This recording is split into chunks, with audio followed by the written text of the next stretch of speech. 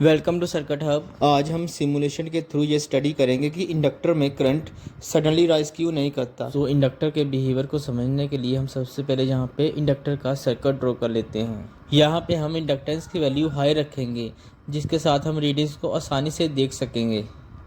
Current को major करने के लिए यहाँ पे मैंने एमीटर को कंडक्टर के साथ सीरीज में कनेक्ट किया हुआ है। इनिशियली यहाँ पे स्विच ऑफ है तो कोई करंट फ्लो नहीं होगा। जैसे ही मैं स्विच को ऑन करूँगा तो करंट सडन इंक्रीज करने की कोशिश करेगा, लेकिन इंडक्टर बैक ईएमएफ जनरेट करेगा और करंट को सडन राइज नहीं होने देगा। करंट ग्रेजुअली इंक्रीज करेगा और फिर कुछ टाइम बाद ये स्टेबल हो जाएगा। अभी मैं यहाँ से इंडक्टर को डिस्कनेक्ट कर देता हूँ और तो आप देखोगे कि यहाँ पे करंट हमारा एकदम से इंक्रीज हो जाएगा जब मैं यहाँ पे स्विच को ऑन करूँगा।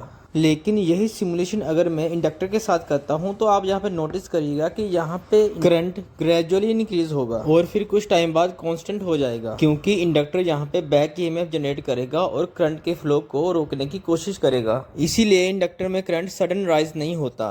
अभी मैं यहाँ पे इंडक्टर के पैरेलल में एक वोल्टमीटर कनेक्ट कर देता हूँ और इंडक्टर की वोल्टेज को हम मेजर करेंगे।